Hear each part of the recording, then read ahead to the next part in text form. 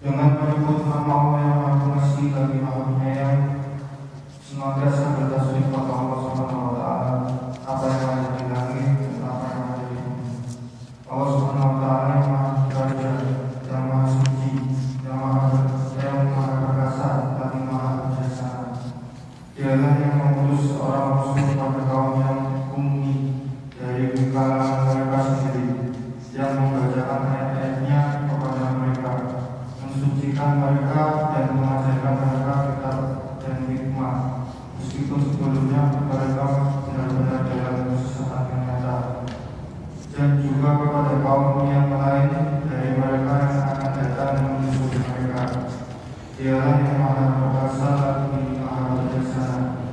Demikianlah karunia Allah Subhanahu wa taala yang diberikan kepada siapa yang diberikan kepadanya, dan Allah memiliki karunia yang besar. Assalamualaikum warahmatullahi wabarakatuh. Innal hamdalillah nahmaduhu wa nasta'inuhu wa nastaghfiruh wa na'udzu billahi min shururi anfusina wa min sayyiati a'malina.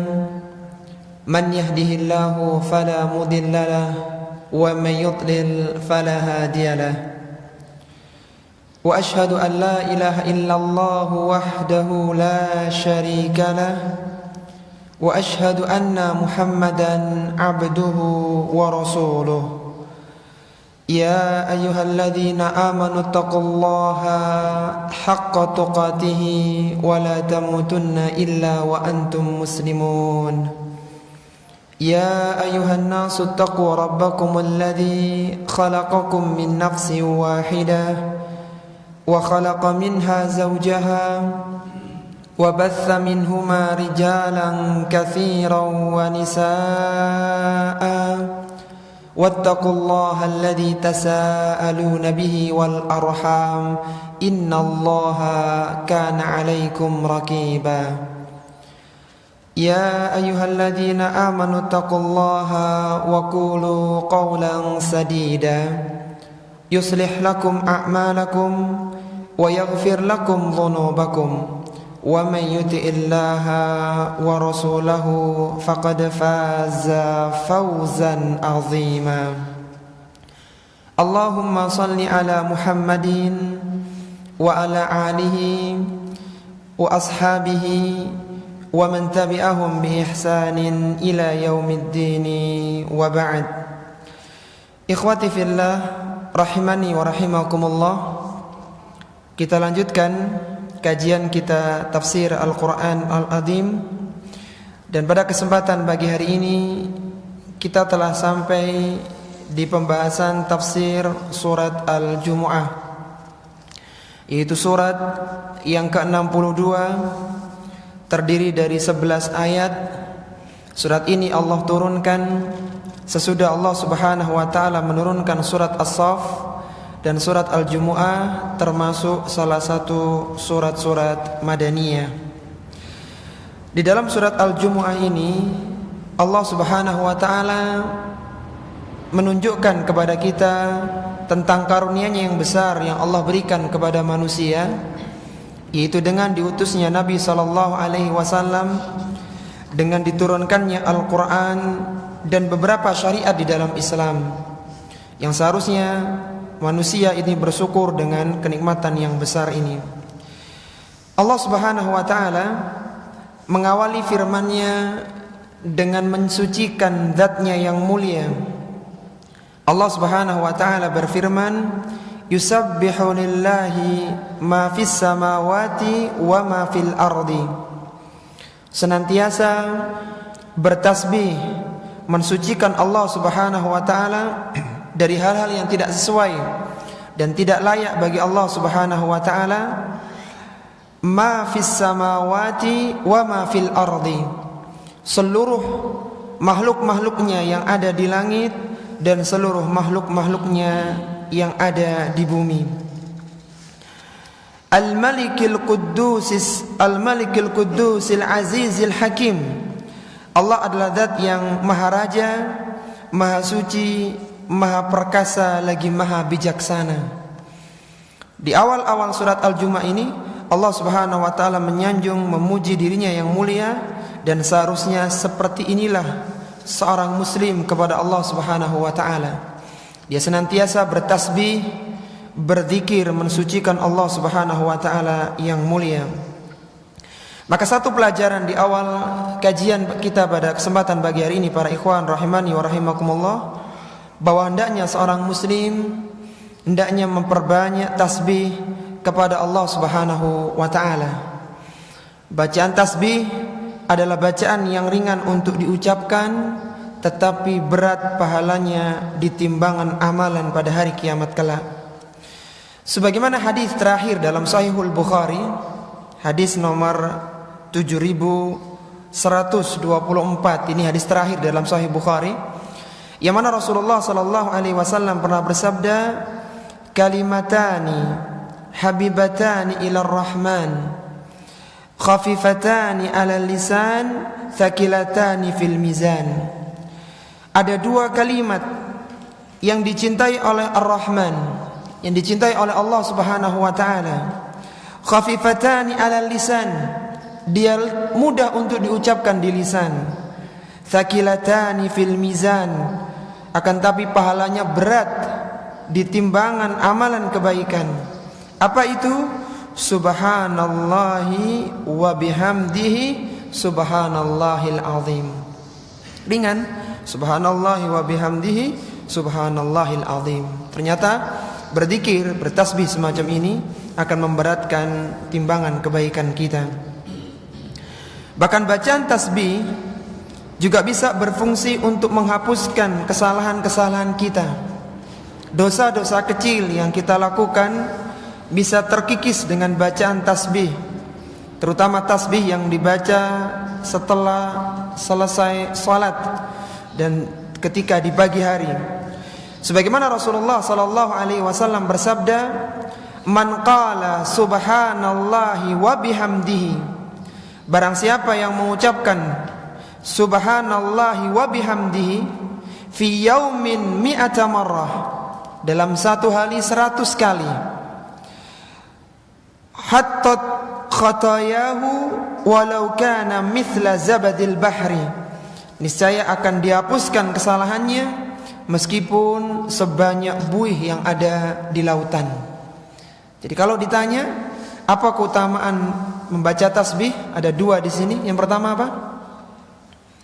Memberatkan timbangan kebaikan pada hari kiamat kelak. Kemudian yang kedua, akan menghapuskan kesalahan kita. Subhanallah, tidak perlu energi banyak, tapi ternyata keutamaannya besar yang sangat sayang untuk disia-siakan. Setelah Allah Subhanahu wa taala memuji dan mensucikan zat-Nya yang mulia, maka Allah Subhanahu wa taala menyebutkan tentang salah satu karunia Allah yang Allah berikan kepada manusia, yaitu dengan diutusnya Rasulullah sallallahu alaihi wasallam ke muka bumi ini. Allah Subhanahu wa taala berfirman pada ayat yang kedua, "Walladzi ba'atsa fil ummiyina rasulan minhum." Dialah Allah Subhanahu wa taala yang maha suci, yang telah mengutus rasul kepada kaum yang ummi. Apa yang dimaksud dengan kaum yang ummi? Para ulama tafsir, mereka menafsirkan ummi dengan dua tafsiran. Tafsiran yang pertama, yang dimaksud kaum yang ummi adalah kaum yang tidak bisa baca dan tulis, dan itu adalah mayoritas kondisi bangsa Arab saat diutusnya Nabi sallallahu alaihi wasallam. Kita katakan mayoritas karena ada sebagian sahabat yang bisa membaca dan menulis. Di antaranya adalah Abdullah bin Amru, Ali bin Abi Thalib, sahabat-sahabat yang memang diberikan kemampuan untuk membaca dan menulis. Tetapi secara umum masyarakat Arab waktu itu mereka tidak bisa membaca dan tidak bisa menulis. Ini tafsiran yang pertama. Dan sebagian dari mereka, di antaranya Syekh Abdurrahman bin Nasir As-Sa'di rahimahullah ta'ala, menyebutkan tafsiran ummi yang kedua. Yang dimaksud dengan ummi adalah suatu kaum yang belum pernah diturunkan kitab suci secara khusus kepada mereka, yaitu bangsa Arab. Kita tahu ya, para nabi dan rasul kebanyakan dari kalangan Bani Israel. Siapa rasul terakhir yang Allah utus untuk Bani Israel? Nabi Isa alaihissalatu wassalam. Kalau rasul yang paling mulia di kalangan Bani Israel? Nabi Musa alaihissalatu wassalam. Bangsa Arab tidak pernah mendapatkan kesempatan diturunkannya rasul. Maka dikaruniai oleh Allah Subhanahu wa taala rasul dari kalangan mereka sendiri, yaitu bangsa Arab yang ummi. Artinya ummi, mereka tidak pernah mendapatkan kitab suci secara langsung. Artinya tidak ada rasul yang diutus untuk mereka. Jadi kalau ditanya tafsiran ummi ada dua. Yang pertama apa? Tidak bisa membaca dan tidak bisa menulis. Yang kedua, belum pernah diturunkan kitab suci kepada mereka. Itu maksudnya ummi. Kemudian kata Allah Subhanahu wa taala, rasul itu minhum, dari mereka, dari kalangan bangsa Arab sendiri, bukan orang Bani Israel. Dari kalangan bangsa Arab sendiri, yang di antara yang dilakukan oleh rasul yang mulia, yatlu alaihim ayatihi. Rasul itu akan membacakan ayat-ayat Allah Subhanahu wa taala kepada mereka. Wa yuzakkihim, dan rasul tersebut akan mensucikan mereka. Lihat tafsirannya di situ. Apa yang dimaksud rasul ini akan mensucikan bangsa yang ummi tadi, bangsa Arab yang ummi tadi? Yang dimaksud adalah mensucikan mereka dari akidah yang rusak dan dari akhlak yang buruk. Ini dua hal yang menjadi PR datangnya Rasulullah sallallahu alaihi wasallam yang mulia. Jadi kerusakan akidah dan kerusakan akhlak itu diperbaiki oleh Nabi sallallahu alaihi wasallam. Makanya Rasulullah sallallahu alaihi wasallam pernah mengatakan, "Innama bu'istu liutammima salihal akhlak." Aku diutus selain memperbaiki masalah akidah, aku diutus untuk menyempurnakan akhlak-akhlak yang mulia. Sehingga jangan lupa, setelah kita tahu akidah yang benar, manhaj yang lurus, maka akhlak kita harus kita perbaiki. Ucapan kita, perbuatan kita harus diperbaiki, karena itu adalah di antara tujuan diutusnya Nabi sallallahu alaihi wasallam yang mulia. Ketika seorang ini sudah baik akidah dan akhlaknya, maka disebutkan dalam ayat ini, orang ini telah ditazkiyah, telah disucikan dengan ajaran Islam yang mulia. Jadi antum bayangkan, ketika ada orang yang belum mengenal bagaimana lurusnya akidah, dia belum tahu bagaimana akhlak yang mulia, kemudian dia berubah, akidahnya menjadi lurus, keyakinannya menjadi benar, dan akhlaknya menjadi mulia, maka sungguh orang ini seolah-olah menjadi orang yang suci, orang yang baik di dalam kehidupannya. Kemudian yang ketiga, wa yu'allimuhumul kitaba wal hikmah. Dan Rasul yang mulia tadi mengajarkan kepada mereka Alkitab, yaitu Al-Quranul Karim, dan Al-Hikmah. Dan ketika disebutkan ada Alkitab dan Al-Hikmah, maka Al-Hikmah maksudnya adalah As-Sunnah. Lihatlah para ikhwan rahimani wa rahimakumullah, kalau kita cermati ya, ada 3 tugas Rasul di sini, diutus kepada bangsa Arab waktu itu. Yang pertama apa? Yatlu alaihim ayatihi, ditugaskan untuk membacakan ayat-ayat Allah kepada mereka. Kemudian yang kedua, wa yuzakkihim, disucikan, dibersihkan mereka dari apa? Dari akidah yang rusak dan akhlak yang buruk. Dibersihkan bangsa Arab waktu itu. Kemudian yang ketiga apa? Wa yu'allimuhumul kitaba wal hikmah. Lihat, bukankah membacakan Al-Quran dengan wa yu'allimuhumul kitab ini ada kemiripan? Membacakan ayat-ayat Allah dengan mengajarkan kitabullah itu kan ada kemiripan. Bisa dipahami enggak ya? Ada kemiripan. Bedanya apa kira-kira? Dibacakan, kemudian yang ketiga diajarkan lagi. Iya, itu kalau dibacakan. Kalau itu yu'allim, kalau mengajarkan penerapan aja, ditarbiyah. Iya, ada 2 ya ikhwan rahimani wa rahimakumullah. Yang pertama itu ditalakikan. Jadi belajar talaki, belajar membaca, belajar menghafalnya di situ. Yang pertama, yang yatlu itu bacakan. Kemudian tidak cukup sampai di sini, yu'allim, diajarkan, dipahamkan bagaimana makna-maknanya, bagaimana cara menerapkannya. Sehingga dari sini Al-Quran tidak cukup menjadi bacaan, tapi perlu pendalaman, perlu pembelajaran dan itu tugas Nabi yang ketiga. 1 dan 3 ini menekankan bahwa pentingnya mempelajari dan mendalami Al-Quranul Karim. Gak cukup hanya dibaca, karena kalau itu maka tidak akan mampu membersihkan jiwa seorang dari suatu keburukan. Lihat bangsa Arab dengan 3 PR yang Rasulullah SAW bawa ini, bagaimana kondisi mereka. Wa in kanu min qablu lafi dhalalim mubin. Sebelumnya bangsa Arab itu, sebelum datangnya Rasul yang mulia ini, mereka sungguh di dalam penyimpangan, di dalam kesesatan yang nyata dari kebenaran. Jadi kalau orang ingin kembali hijrah dari masa kelamnya, kalau bahasa orang dari masa jahiliyahnya, maka caranya 3 ini. Dia harus belajar Al-Quran, cara membacanya, cara pengucapannya, kemudian dia harus belajar akidah dan akhlak, kemudian dia harus mendalami Al-Quran. Ini cara bagaimana merubah seorang dari yang buruk menjadi orang-orang yang baik, dan itu adalah tugas Nabi SAW yang mulia.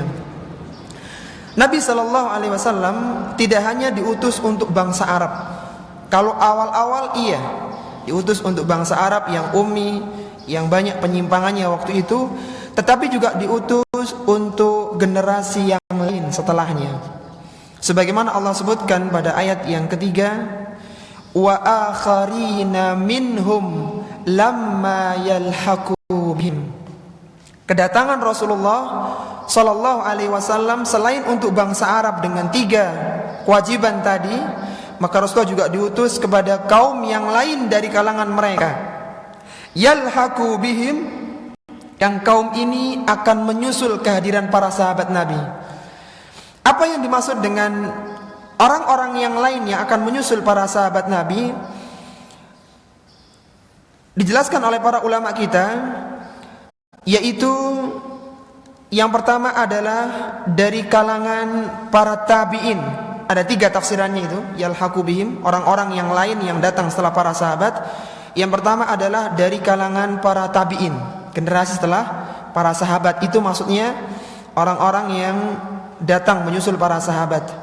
Kemudian yang kedua, wa akharina minhum, orang yang selain mereka, selain para sahabat Nabi, selain orang Arab yang sudah masuk Islam.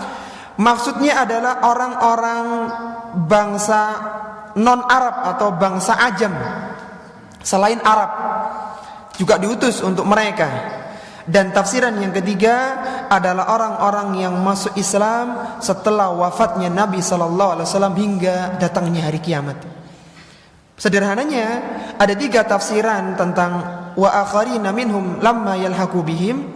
Yang pertama adalah tabi'in, yang kedua orang-orang ajam, orang-orang non-Arab, yang ketiga orang-orang yang masuk Islam setelah wafatnya Nabi SAW sampai datangnya hari kiamat. Ini tafsirannya. Jadi berlaku syariat Nabi SAW untuk seluruh umat manusia. Mana dalil bahwa bangsa ajam selain Arab ini juga mendapatkan syariat seperti syariat yang diutus kepada Nabi SAW? Dikisahkan oleh Abu Hurairah radhiyallahu taala anhu, dia mengatakan, kunna julusan indan Nabi sallallahu alaihi wasallam. Suatu ketika kami duduk di sisi Nabi sallallahu alaihi wasallam, fa anzala alaihi suratul Jumu'ah. Kemudian turunlah surat Al-Jumu'ah ini. Dan sampai pada ayat wa akharina minhum lamma yalhaqu bihim, sampai pada ayat dan diutusnya Rasulullah sallallahu alaihi wasallam juga untuk kaum yang lain yang datang setelah mereka para sahabat. Qala qultu, maka Abu Hurairah radhiyallahu taala bertanya, man hum ya Rasulullah, siapa yang dimaksud orang-orang yang akan datang setelah kami wahai Rasulullah? Kan mereka belum tahu ini siapa generasi setelah kami. Falam yuraji'u hatta sa'ala thalathan. Ditanyakan 3 kali, man hum ya Rasulullah, man hum ya Rasulullah, man hum ya Rasulullah. Diulang 3 kali, Rasulullah sallallahu alaihi wasallam tidak memberikan jawabannya. Wa fina Salman al-Farisi, dan di sisi kami waktu itu ada Salman al-Farisi dari Persia, bukan dari Arab, dari bangsa Persia. Wada'a Rasulullah sallallahu alaihi wasallam yadahu ala Salman, Maka Rasulullah SAW meletakkan tangannya yang mulia kepada Salman. Tsumma qala, kemudian Rasulullah bersabda menafsirkan ayat tadi dengan isyarat Nabi SAW yang mulia. Kata beliau, "Lau kana al-imanu inda thuraya la yanalahu rijalun aw rajulun min haula." Seandainya keimanan itu berada di Thuraya, berada di planet Saturnus, bintang yang paling indah sana, la yanalahu rijalun aw rajulun min haula, niscaya dari bangsa ini, dari bangsanya Salman, dari orang-orang Persia, dari orang-orang non-Arab, niscaya mereka akan berbondong-bondong untuk mencapai keimanan itu. Jadi ini isyarat menunjukkan bahwa orang-orang ajam, orang-orang non-Arab pun akan beriman dan akan mengikuti syariat Rasulullah sallallahu alaihi wasallam yang mulia.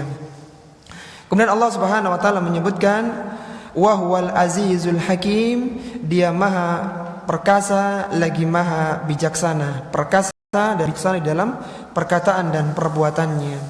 Artinya Allah berhak untuk memberikan hidayah kepada siapa yang dikehendakinya.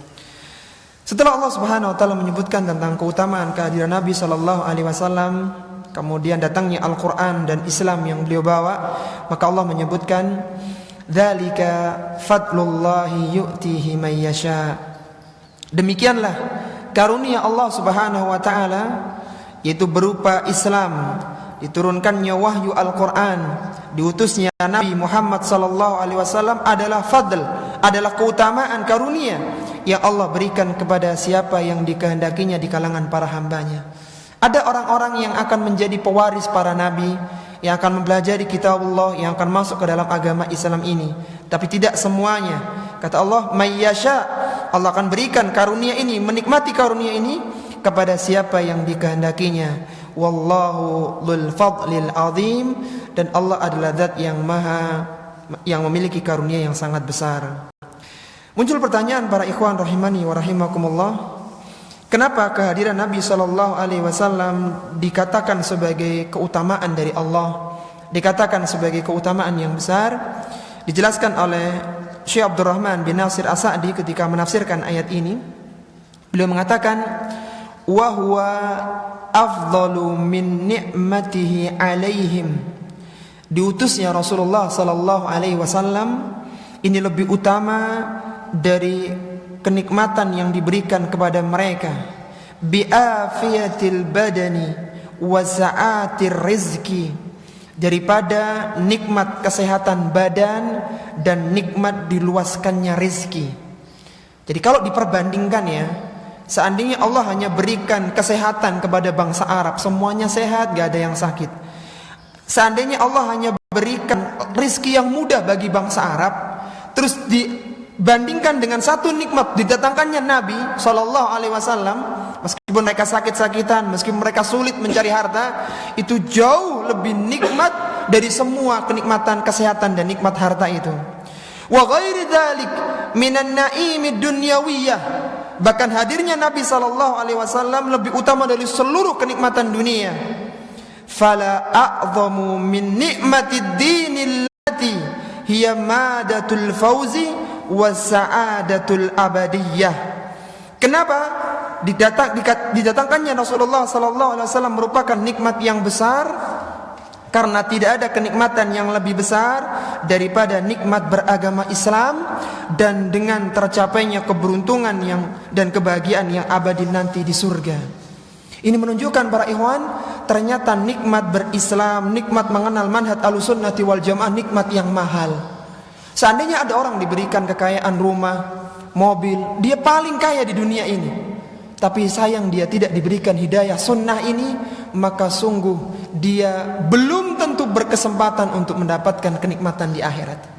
Tapi orang-orang yang mengenal sunnah, mengenal manhaj Ahlussunnati wal Jamaah, dan dia istiqomah di atasnya, maka dia berpeluang untuk mendapatkan kenikmatan yang jauh lebih panjang dan lebih kekal, yaitu kenikmatan di surga. Dikatakan sebuah kenikmatan besar karena ternyata datangnya Nabi ini menjadikan seorang mendapatkan kenikmatan besar di surga, dan itu mengalahkan semua kenikmatan-kenikmatan dunia. Sehingga beruntung kita menjadi umat akhir zaman, umat Rasulullah sallallahu alaihi wasallam. Silakan.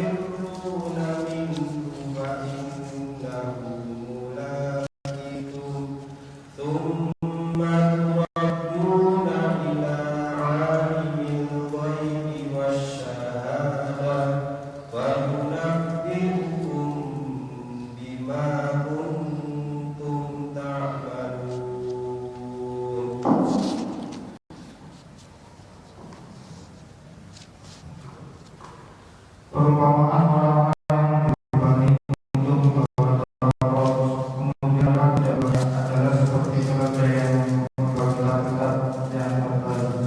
Sangat buruklah perumpamaan kaum yang mendustakan ayat-ayat Allah Subhanahu wa taala, dan Allah Subhanahu wa taala tidak memberi petunjuk kepada kaum yang zalim. Katakanlah, wahai orang-orang yang berbudi, jika kalian menyangka bahwa kalian adalah Allah Subhanahu wa taala, bukan manusia yang lain, maka hadapkanlah kematian. Jika kalian adalah orang yang benar, mereka tidak akan mengharapkan kematian selama-lamanya karena kejahatan yang telah mereka lakukan dengan tangan mereka sendiri. Dan Allah Subhanahu wa taala Maha mengetahui terhadap orang-orang yang zalim. Katakanlah, sesungguhnya kematian yang kalian cari darinya, maka kematian tersebut akan mendatangi kalian. Kemudian kalian akan dikembalikan kepada Allah Subhanahu wa taala yang mengetahui perkara gaib dan perkara yang nyata. Lalu Dia akan memberitahukan kepada kalian tentang apa yang telah kalian kerjakan. Tadi di pembahasan di ayat yang keempat, saat Allah Subhanahu wa taala menyebutkan dzalika fadlullah yu'tihi man yasha, demikian Allah memberikan karunia kepada siapa yang dikehendakinya. Tafsiran karunia itu apa tadi? Tafsirannya apa? Ada 3 tadi. Islam, wahyu, dan kenabian. Itu nikmat yang Allah berikan kepada manusia. Maka secara spesifik, secara khusus, setelah membahas Nabi sudah selesai di pembahasan awal, maka sekarang dibahas tentang pembahasan wahyu atau Al-Quran ini, keutamaan Al-Quran. Dan kita tahu tadi bahwa penyebutan ummi untuk orang-orang Arab karena 2 hal tadi tafsirannya. Yang pertama karena mereka tidak bisa baca tulis. Yang kedua, belum pernah diturunkan kitab suci kepada mereka. Allah ingin memberikan sebuah pelajaran kepada orang-orang Arab, jangan sampai mereka meniru ahli kitab sebelumnya. Mereka jangan sampai melakukan hal yang salah dari orang-orang yang telah mendapatkan kitab di kalangan Bani Israel. Ini kan orang Arab belum dapat kitab gitu, belum pernah mendapatkan kitab suci sebelumnya. Diingatkan oleh Allah, jangan sampai kalian wahai bangsa Arab, secara khusus waktu itu, jangan sampai kalian melakukan perkara yang seperti dilakukan oleh orang-orang ahli kitab sebelumnya. Apa itu? Itu diberikan kitab suci kepada mereka, tetapi mereka tidak mempelajarinya. Allah sebutkan di sini, mathalul ladzina hummilut taurata. Permisalan orang-orang yang telah dibebani, diturunkan kitab Taurat kepada mereka, Bani Israel, kaumnya Nabi Musa, dan dilanjutkan oleh syariatnya Nabi Isa alaihissalatu wassalam. Tsumma lam yahmiluha, kemudian mereka tidak mau membawanya, artinya tidak mau mempelajarinya, tidak mau mengamalkannya. Kamatsalil himari yahmilu asfara, seperti seekor keledai yang membawa kitab-kitab yang tebal, kitab kuning yang tebal. Kira-kira kalau ada keledai dikasih kitab itu, keledainya tambah pintar apa tambah cerdas? Kira-kira tambah berat, semakin memberatkan punggungnya, tapi nggak merubah mereka. Itulah permisalan kalau ada kaum yang telah mendapatkan kitab suci, kemudian mereka tidak mau mempelajarinya, tidak mengamalkannya, maka mereka seperti keledai. Sehingga dikatakan oleh Allah Subhanahu wa taala, bi'sa mathalul qaumil ladzina kadzdzabu biayatillah. Sungguh buruk perumpamaan kaum yang mendustakan ayat-ayat Allah. Wallahu la yahdil qaumaz zalimin, dan Allah tidak akan memberikan petunjuk kepada orang-orang yang zalim. Meskipun ayat ini turun berkenaan dengan orang-orang Yahudi yang dijadikan sebagai contoh, karena mereka sudah pernah mendapatkan kitab dan pernah menjalani, mengamalkan kitab itu, maka ibrah ini ditunjukkan kepada orang Islam. Kalaulah mereka tidak menjalankan, tidak mengamalkan dan tidak memenuhi hak-hak Al-Quran, maka mereka seperti yang diibaratkan di dalam ayat ini, sebagaimana kata Imam Ibnul Qayyim dalam I'lamul Muwaqqi'in. Siapa yang masih ingat apa kewajiban seorang muslim terhadap Al-Quran itu? Kalau tadi disinggung ada yatlu alaihim wa yu'allimuhumul kitab. Ada 4 kewajiban kita kepada Al-Quran ini. Apa itu? 1, tahsin. Kita harus memperbagus bacaan Al-Quran kita. Dan kuncinya tahsin itu ada 2 sebenarnya. Kita tahu makharijul huruf, jadi pas melafadzkan masing-masing huruf. Ha dengan ha, a dengan a, sin dengan so, itu makhrajnya pas. Itu yang pertama. Dan yang kedua, dia tahu matnya, mana yang dipanjang pendek, mana yang dipanjangkan, mana yang dipendekkan. Kunci tahsin itu sebenarnya. Dan yang paling penting adalah di 2 tadi itu, di makharijul huruf dan juga di panjang pendeknya, matnya itu. Ini yang pertama, tahsin. Kewajiban kita harus belajar bagaimana membaca Al-Quran yang benar. Kemudian yang kedua, apa? Tahfidz. Kita harus menghafal Al-Quran sedikit demi sedikit, dari mulai juz 30 misalnya, kemudian juz 29, juz 28, sedikit demi sedikit kita hafal. Kita hafalkan dari surat-surat pendek, kemudian terus harus ada perbendaharaan hafalan kita. Sehingga kalau kita bisa hafal berita, kita bisa hafal banyak ilmu, yang paling layak untuk kita hafal adalah Al-Quranul Karim. Karena ketika kematian kita, semua akan kita tinggalkan. Adapun Al-Quran akan terus kita bawa sampai bertemu dengan Allah Subhanahu wa ta'ala. Sebagaimana waktu kita membahas tentang tafsir surat Al-Muzammil, dikatakan Al-Quran itu adalah qaulan tsaqila. Dan tafsirannya ada 3 waktu itu. Yang pertama, karena Al-Quran ini proses turunnya itu berat, itu pertama. Yang kedua, syariat Al-Quran secara umum berat bagi jiwa. Dan yang ketiga, kata Ibnu Jarir, Al-Quran ini kalau ditimbang nanti pada hari kiamat, dia akan memberatkan timbangan kebaikan. Adapun ilmu-ilmu yang lain akan kita lupakan setelah kita meninggalkan dunia ini. Maka sayang kalau kita tidak mencoba untuk menghafal Al-Quran. Sudah pernah anak kasih tips ya, cara menghafal yang mudah? Sudah belum? Sudah ya? Sudah dipraktekkan belum? Ah, itu kayaknya. Nah, itu yang kedua.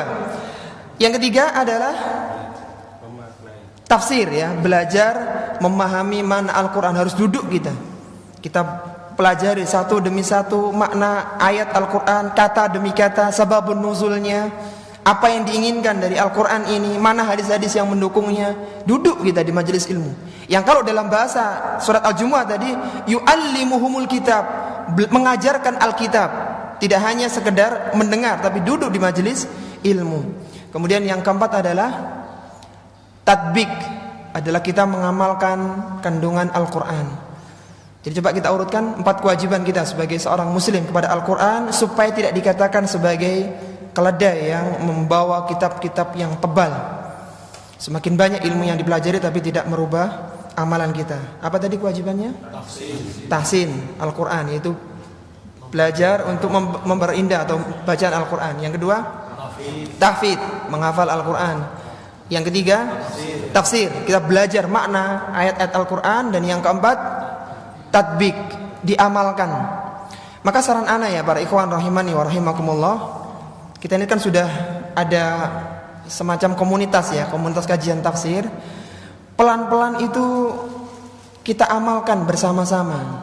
Misalnya kita tahu tentang keutamaan berinfak misalnya dalam Al-Quran. Insyaallah dalam surat besok Al-Munafikun disinggung di sana tentang kewajiban berinfak. Ya meskipun tidak sampai pada level wajib ya, maka kita perlu mengamalkannya meskipun dalam dana yang tidak terlalu banyak. Ada kewajiban untuk mengunjungi orang sakit dan yang semisalnya. Maka tolong setelah kajian itu kita berpikir bagaimana cara mengamalkannya. Misalnya contoh kita dulu waktu di Pasuruan, kita biasa ketika kajian di tengah kota ya, bukan yang pinggir-pinggir, yang tengah kota dekat RSUD. Itu biasanya kita setelah kajian makan jajan bersama, kita tanya siapa yang sakit hari ini, siapa yang di rumah sakit sekarang. Oh fulan Ustaz sakit. Udah kita berangkat pulang kajian, mampir bentar, ngasih uang yang kita bawa seperlunya, mampir di toko buah sebentar, 5-10 menit ya. Setelah itu kita pulang, dapat semuanya insya Allah. Dan itu perlu bersama-sama. Kalau kita sendirian datang ke rumah sakit, apalagi yang sakit juga nggak kenal, kita lagi nggak punya uang, berat rasanya. Tapi kalau sekali jalan, pulang dari sini, sekalian mampir kemana begitu, subhanallah, menjadi ringan. Dan itu kewajiban kita ketika kita telah belajar Al-Quran. Tidak hanya sekedar menambah wacana, menambah pengetahuan, itu awal. Tapi praktek pengamalan yang penting, yang dari situ akan mensucikan kita dari perbuatan yang buruk. Dikenalah kita menjadi orang-orang yang penuh dengan kebaikan dalam ibadah dan muamalah dari situ. Kalau tidak diamalkan maka tidak berubah. Sehingga Allah Subhanahu wa taala mengingatkan, jangan sampai kalian wahai umat Islam di dalam berinteraksi dengan Al-Quran seperti umat-umat terdahulu di kalangan Bani Israel. Mereka diberikan kitab tetapi mereka tidak mempelajarinya, tidak mengamalkannya. Mereka seperti keledai yang memikul kitab-kitab kuning yang tebal. Di antara syariat dalam Taurat ya, ini sebagai tambahan informasi, di antara syariat yang disebutkan di dalam kitab Taurat adalah kewajiban Bani Israel untuk mengikuti syariat Rasulullah Sallallahu Alaihi Wasallam dengan masuk agama Islam. Itu harusnya ada dalam kitab mereka. Jadi ajaran Taurat itu inti dari ajaran Bani Israel di kitab Taurat itu. Datangnya Nabi Isa, hampir-hampir Nabi Isa yang tidak membawa syariat baru, hampir-hampir, sehingga hanya melengkapi dan merevisi yang ada di kitab Taurat. Sehingga orang-orang Nasrani kalau ingin alim, ingin berilmu dalam Taurat, seharusnya mereka merujuk kepada ulama-ulamanya Yahudi. Makanya kalau dilihat ajarannya Nasrani itu nggak banyak, nggak banyak. Beda dengan ajarannya Bani Israel, kaum Bani Israel. Dan kalah banyak pula dengan ajaran kita umat Islam. Ajarannya Nabi Isa itu hanya merevisi atau memperbaiki apa yang ada di dalam kitab Taurat. Di dalam kitab Taurat ini yang inti, setelah ini akan datang Nabi akhir zaman, yaitu Rasulullah Sallallahu Alaihi Wasallam, Muhammad Sallallahu Alaihi Wasallam, yang mana syariat ini akan direvisi total dengan datangnya Al-Quran. Bisa dibayangkan ya, jadi ada Taurat ini membawa syariat. Kelemahan-kelemahan yang ada di sini direvisi atau diperbaiki dengan turunnya Injil. Jadi Injil ini hanya sifatnya penyempurna, dia bukan ajaran inti. Kemudian dua kitab ini akan tidak berlaku semuanya setelah keluarnya Al-Quran. Revisi total, semuanya dirombak karena banyak penyimpangan yang sudah terjadi waktu itu. Sehingga cara untuk selamat di kalangan Bani Israel, mereka harus masuk ke dalam agama Islam yang dibawa oleh Nabi Muhammad SAW, karena setelah itu Taurat, Injil semuanya tidak berlaku lagi.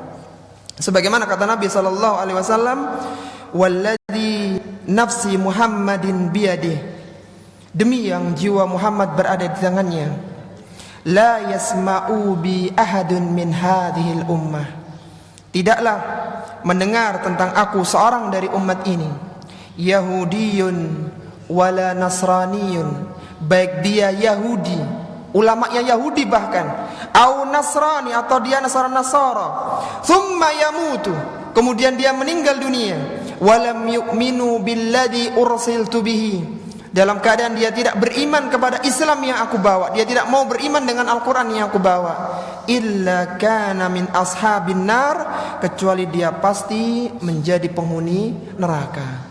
Jadi seharusnya sebagaimana dipesankan dalam Taurat, mereka orang-orang Bani Israel itu merujuk kepada Al-Quranul Karim. Itu idealnya. Dan antum bisa bayangkan para ikhwan rahimani wa rahimakumullah tentang keutamaan Al-Quran ini. Al-Quran itu bisa merevisi semua kitab-kitab samawi yang sudah menyimpang. Revisi akhirnya itu Al-Quran. Sudah nggak ada lagi perbaikan setelah ini. Kemudian orang-orang ahli kitab sebelum kita, setelah datangnya Al-Quran, mereka harus tunduk dan ikut kepada syariat Al-Quran. Maka sungguh beruntung kita ini sebagai umat Rasulullah SAW yang diberikan kitab yang sudah sempurna. Siapapun di antara kita yang lebih dulu beriman, yang lebih dulu mendapatkan kitab, harus merujuk kepada Al-Quranul Karim. Maka sayang kalau umat akhir zaman yang diberikan kitab yang demikian sempurnanya tidak pernah diluangkan waktunya untuk mempelajarinya. Sayang sekali. Ini sudah kitab yang final, kitab yang sudah sempurna, yang mengalahkan kitab-kitab samawi yang lainnya. Kemudian Allah Subhanahu wa taala menegur orang-orang Yahudi karena mereka ini sudah diberikan kitab tapi mereka tidak mengamalkannya. Allah Subhanahu wa taala berfirman pada ayat yang ke-6, "Qul ya ayyuhalladzina hadu." Katakanlah wahai Rasulullah sallallahu alaihi wasallam kepada orang-orang Yahudi, "In za'amtum annakum awliya'u lillahi min dunin nas." Seandainya kalian menyangka, wahai orang-orang Yahudi, kalian menyangka kalian adalah kekasih Allah Subhanahu wa taala, bukan manusia yang lainnya. Karena dia lebih dulu mendapatkan Taurat, dia merasa menjadi orang yang baik, kekasih Allah Subhanahu wa taala, bukan manusia yang lainnya termasuk bangsa Arab. Fatamannawul mauta. Kalau begitu, hendaknya kalian berdoa, minta kepada Allah kematian. In kuntum shadiqin, kalau kalian adalah orang-orang yang benar. Testernya, pengujinya, kalau orang itu merasa benar atau dia merasa dirinya sudah benar, maka coba dia berdoa kepada Allah, suruh minta kematian. Kenapa minta kematian? Karena kematian adalah palang pintu untuk masuk ke alam akhirat. Dan di akhirat di sana ada surga. Kalau memang orang ini baik, orang ini benar, maka niscaya dia akan ingin segera meninggal dunia dan segera dimasukkan oleh Allah ke dalam surga. Jadi orang yang baik, dia akan segera mengharapkan dimasukkan dalam surga Allah, dan palang pintunya adalah kematian. Sering kita misalnya bertanya kepada orang, pengen masuk surga? Pengen, angkat tangan semua. Pengen mati? Enggak mau angkat tangan. Padahal masuk surga tidak bisa kecuali harus mati dulu, harus mati dulu. Fatamannawul maut, maka beringin ilahnya, berharaplah kalian kematian. In kuntum shadiqin, kalau kalian adalah orang-orang yang benar. Lihat apa jawaban respon dari orang-orang Yahudi. Wala yatamannawnahu abadan bima qaddamat aydihim. Mereka ini, orang-orang Yahudi, tidak akan pernah mengharapkan kematian selama-lamanya. Bahkan mereka takut dengan kematian. Kenapa? Bima qaddamat aydihim, disebabkan karena kecintaan mereka kepada dunia daripada akhirat, dan mereka takut kepada hukuman Allah karena kafiran dan dosa yang telah mereka lakukan dengan tangan mereka sendiri. Jadi kalau ada orang takut mati, itu sebenarnya virusnya cuma dua. Virus yang menjangkiti dirinya cuma dua. Yang pertama karena dia terlalu cinta dunia, takut mati. Dan yang kedua karena dia terlalu banyak dosa, takut mati dia.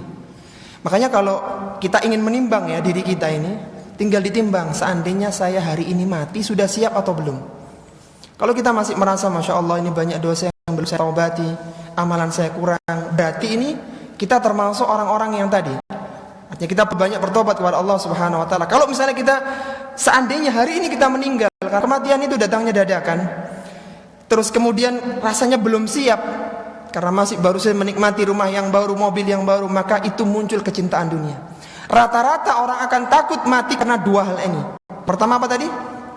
Kecintaan kepada dunia, dan yang kedua karena dia banyak dosa dan maksiatnya.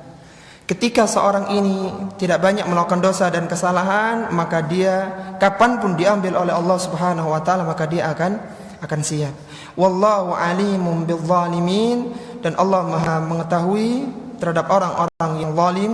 Tidak ada yang tersembunyi kezaliman mereka bagi Allah Subhanahu wa taala. Kemudian Allah Subhanahu wa taala menyebutkan tentang datangnya kematian itu pasti. Allah berfirman pada ayat yang ke-8, "Qul innal mautal ladzi tafirruna minhu fa innahu mulaqikum."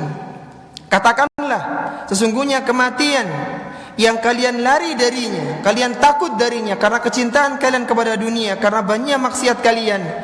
Fa innahu mulaqikum, sesungguhnya kematian itu akan tiba, akan datang kepada kalian. Meskipun kalian bersembunyi dia dalam benteng yang sangat kokoh, kematian bisa mendatangi kalian.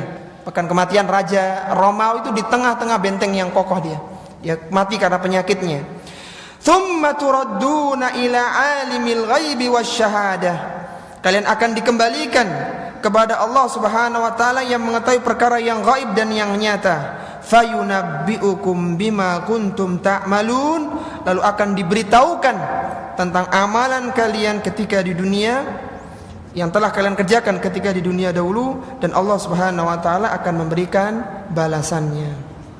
Jadi di antara yang ditakutkan oleh orang-orang Yahudi adalah ketakutan mereka kepada kematian, karena mereka tahu mereka banyak melakukan penyimpangan dan mereka terlalu cinta kepada kehidupan dunia ini. Ya, Taib, silakan yang terakhir.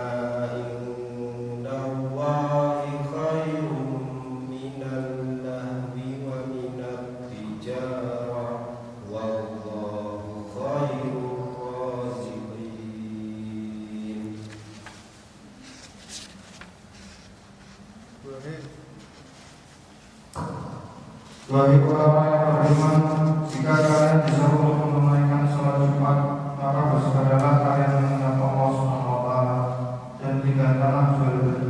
Yang demikian itu telah baik bagi kalian jika kalian mengetahui. Apabila sholat telah ditunaikan, maka bertobatlah kalian di muka bumi dan carilah karunia Allah Subhanahu wa taala, serta perbanyaklah mengingat Allah Subhanahu wa taala agar kalian beruntung. Apabila mereka melihat perniagaan atau permainan, mereka pergi menuju kepada keduanya dan mereka meninggalkanmu berdiri berkhutbah. Katakanlah, apa yang ada di sisi Allah Subhanahu wa taala lebih baik daripada permainan serta perniagaan, dan Allah Subhanahu wa taala sebaik-baik memberi rezeki. Kita ulang sedikit ya, di ayat yang keempat tadi, dzalika fadlullahi yu'tihi may yasha, Apa tadi maksudnya? Fadlullah tadi tafsirannya? Karunia. Iya, karunia Allah terjemahannya. Tafsirannya apa itu? Halaman 109. Fadlullah. Yang keempat. Islam, wahyu dan kenabian. Yang kenabian sudah dibahas tadi kan? Datangnya nabi itu mensucikan orang-orang bangsa Arab, kemudian membacakan Al-Quran kepada mereka dan mengajarkan Al-Quran kepada mereka. Itu keutamaan yang besar, kata Syekh Abdurrahman bin Nasir As-Sa'di. Kemudian tentang wahyu, tentang Al-Quran sudah dijelaskan tadi, bahwa perumpamaan orang-orang yang mendapatkan Taurat itu seperti keledai yang memikul kitab-kitab yang tebal. Sudah dibahas tentang keutamaan Al-Quran. Sekarang yang dibahas adalah tentang Islam, ajaran Islam. Di antara setiap nabi itu memiliki ajaran atau syiar. Syiar itu sebuah hal yang utama yang menjadi simbol dari ajaran tersebut. Kalau Nabi Musa atau Bani Israel itu hari rayanya, syiarnya itu pada hari Sabtu, sedangkan Nabi Isa hari Ahad, maka kaum muslimin hari Jumat. Bahkan posisi kita lebih dulu daripada mereka. Jumat, Sabtu, kemudian Ahad. Ini keutamaan umat Islam. Kebiasaan orang-orang Yahudi, Bani Israel secara umum, ketika diminta untuk menghidupkan syiar hari raya mereka, itu mereka tidak mau, enggan. Sehingga ada larangan di kalangan Bani Israel dulu, tidak boleh mencari ikan pada hari Sabtu. Tapi mereka tidak, artinya mereka menyelisihinya dengan membuat makar ya. Mereka memasang jala pada hari Jumat, kemudian diambil pada hari Ahad. Jadi mereka tidak nyari ikan hari Sabtu, diambil hari Ahad. Diakali seperti itu sehingga mereka menjadi qiradatan khasiin, menjadi kera-kera yang hina gara-gara mengakali syariat Allah Subhanahu wa taala ini. Kita sebagai umat Islam diingatkan oleh Allah, kalau tadi orang Yahudi ditegur, mereka itu loh diberikan Al-Qur'an, diberikan Taurat, mereka seperti keledai. Mereka itu kalau disuruh menghidupkan syiar, merayakan hari raya pekanan, mereka mensiasatinya dengan sibuk mencari ikan. Maka kalian wahai umat Islam jangan seperti orang-orang Bani Israel dulu. Di antara syiar Islam, kalian hidupkan salat Jumat kalian. Sehingga Allah Subhanahu wa taala menyebutkan pada ayat yang ke-9 ini, Allah Subhanahu wa taala berfirman, "Ya ayyuhalladzina amanu." Wahai orang-orang yang beriman. Siapa masih ingat dua faidah ayat yang diawali ya ayyuhalladzina amanu? Ada dua faidahnya. Menunjukkan ayat ini adalah ayat madaniyah. Satu, yang kedua, setelah itu pasti akan ada kebaikan yang kita diperintahkan, atau kalau tidak pasti ada keburukan yang kita dilarang. Setelah ya ayyuhalladzina amanu pada ayat yang ke-9 dari surat Al-Jumu'ah ini, kita ditunjukkan dengan kebaikan yang besar, yang itu merupakan syiar Islam dan mendatangkan banyak pahala kebaikan. Allah berfirman, "Idza nudiya lis-salati min yaumil jumu'ah." Kalau kalian diseru mendengar muadzin panggilan azan pada hari Jumat, fas'au ila dzikrillah. Bersegeralah kalian mengingat Allah Subhanahu wa taala, jangan seperti orang-orang Yahudi. Mereka diseru untuk mengadakan ibadah hari Sabtu, mereka sibuk nyari ikan. Mereka sibuk memasang jala hari Jumat dan seterusnya, tidak menghidupkan syiar-syiar hari Sabtu. Sedangkan kalian wahai umat Muhammad sallallahu alaihi wasallam, idza nudiya lis-salati min yaumil jum'ah. Kalau kalian dipanggil, diseru oleh muadzin untuk melakukan salat Jumat, fas'au, maka bersegeralah untuk zikrillah, untuk mengingat Allah Subhanahu wa taala. Itu bersegera untuk mendengarkan khutbah, menunaikan salat Jumat, wadarul bai', dan tinggalkanlah jual beli. Tinggalkanlah mencari dunia. Kalau kita lihat ya dalam kasus Bani Israel yang cari ikan tadi, ngapain sih mereka sampai menyiasati masang Sabtu diambil hari Ahadnya? Ngapain seperti ini? Nyari apa mereka? Nyari dunia mereka ini. Nyari keuntungan dunia. Karena kan ikannya dijual kan begitu, sebagian dikonsumsi. Intinya kan untuk kehidupan dunia. Dan kita umat Islam dilarang wadarul bai'. Tinggalkanlah. Iya, kalau dulu nyari uangnya hanya masang ikan. Kalau sekarang kan bisa masang dagangan, bisa jualan online. Yang intinya adalah mencari keuntungan dunia. Intinya ke sana. Dan itu yang dulu pernah menelenakan orang-orang Yahudi, orang-orang Bani Israel. Wadarul bai', tinggalkanlah segala macam bentuk jual beli. Dzalikum khairul lakum in kuntum ta'lamun. Itu lebih baik bagi kalian jika kalian mengetahuinya. Ini kita sebutkan ya, hadis tentang keutamaan hadir di sholat Jumat. Semoga bisa membakar semangat kita untuk bisa awal datang di majelis Jumat ya. Hadis dari Rasulullah sallallahu alaihi wasallam dari sahabat yang mulia Abu Hurairah radhiyallahu taala anhu. Kata Nabi sallallahu alaihi wasallam halaman 113, "Man igtasala yaumal jumu'ati." Barang siapa yang mandi pada hari Jumat, dan mandinya ini mandi sunnah ya menurut mayoritas para ulama. Sebagian mengatakan wajib, bahkan Syekh Utsaimin itu mengatakan mandi Jumat itu berkaitan dengan hari Jumatnya, bukan ibadah Jumat. Sehingga kalau Syekh Utsaimin berdasarkan hadis Bukhari, dalam hadis yang lain, semua orang yang hidup pada hari Jumat, laki-laki, wanita, sakit, sehat, pokoknya yang hidup lah ya, yang mukallaf selain anak-anak dan orang gila, maka semua wajib mandi Jumat. Itu pendapat Syekh Utsaimin rahimahullah ta'ala. Tapi pendapat jumhur tidak seperti itu. Barang siapa yang mandi pada hari Jumat, ini mandinya sekali lagi sunnah, ada sebagian yang mewajibkan. Ghuslal janabah, mandinya seperti mandi junub. Gimana mandi junub itu? Iya, mandi besar ya. Kalau mandi junub itu ada dua sebenarnya. Ada mandi yang mujzi, ada mandi yang kamal. Kalau mandi yang mujzi itu adalah niat kemudian basah seluruh tubuh. Ya itu yang mujzi. Pokoknya semuanya basah, maka sudah sah, cukup. Adapun yang kamal adalah dia niat kemudian langkahnya begini. Pertama dia cuci kemaluan dulu, cuci kemaluan. Setelah itu dia berwudu seperti wudu buat sholat, berhenti di mengusap kepala, kakinya ditinggal, kakinya enggak, kakinya nanti. Jadi cuci kemaluan, kemudian berwudu seperti wudu untuk sholat, kemudian berhenti di mengusap kepala. Setelah itu membasuh kepala 3 kali. Badannya sudah basah atau belum? Belum, kepalanya agak maju gini. Jadi biar nggak basah badannya.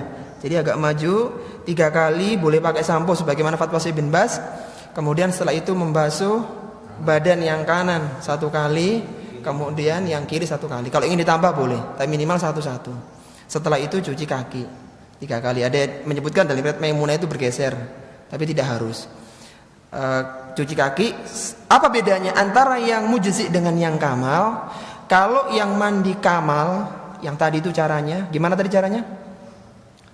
Cuci kemaluan, berwudu, berhenti sampai mengusap kepala, terus mengguyur kepala 3 kali, kanan 1 kali, terus kiri 1 kali. Kalau pakai sabun juga boleh. Yang terakhir cuci kaki 3 kali kanan, 3 kali yang kiri. Kalau pakai cara yang kamal, maka setelah mandi seperti ini, baik mandi junub atau mandi Jumat, maka tidak perlu mengulang wudu selama wudunya tidak batal.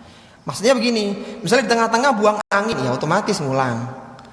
Jadi kalau nggak batal, maka tidak perlu mengulang wudu. Adapun yang mandi mujzi, yang tadi itu caranya, niat kemudian pokoknya basah, maka setelah mandi dia masih harus berwudu lagi. Itu perbedaannya, mandi yang kamal dengan mandi yang mujzi. Kalau hari Jumat mandinya setelah adzan subuh, bukan yang sebelum ya, setelah adzan subuh, maka bisa dijadikan satu niat. Misalnya seorang junub, atau kalau wanita suci dari haidnya, tapi wanita nggak Jumatan ya, boleh tapi nggak Jumatan, nggak wajib gitu ya. Intinya orang yang punya kewajiban berapa kali mandi junub dan mandi Jumat, setelah sholat subuh, setelah adzan subuh, maka dia boleh niatnya 2, niat mandi junub sekaligus niat mandi Jumat. Tapi kalau mandinya jam 3 nggak bisa, karena belum masuk waktu subuh, karena nanti hitungan Jumat itu setelah subuh itu. Iya, orang yang mandi Jumat kata Nabi dengan mandi janabat, thumma raha, kemudian dia pergi ke masjid awal waktu, faka'annama qarraba badanatan, maka seolah-olah dia perkurban seekor unta. Berapa harga unta sekarang? Terakhir update terakhir kemarin berapa? Kan itu kita seringnya cuma 7 orang ya, artinya 1/7 begitu. Yang satu kan belum pernah kayaknya. Sapi ya. Gak ada unta di sini. Sapi berapa sekarang? Ya, standar berapa standar? 17. Anggaplah onta 20 ya. Subhanallah. Anggaplah begitu ya. 20 25 ya. Seandainya kita datang di awal, maka seolah-olah 20 juta itu kita infakkan ke Masjid Nurul Sunnah ini. Seolah-olah begitu, kita berkurban unta. Wa man raha fi sa'ati tsaniyati. Barang siapa yang datang pada waktu yang kedua, faka'annama qarraba baqaratan. Dia seolah-olah berkurban sapi 18 juta.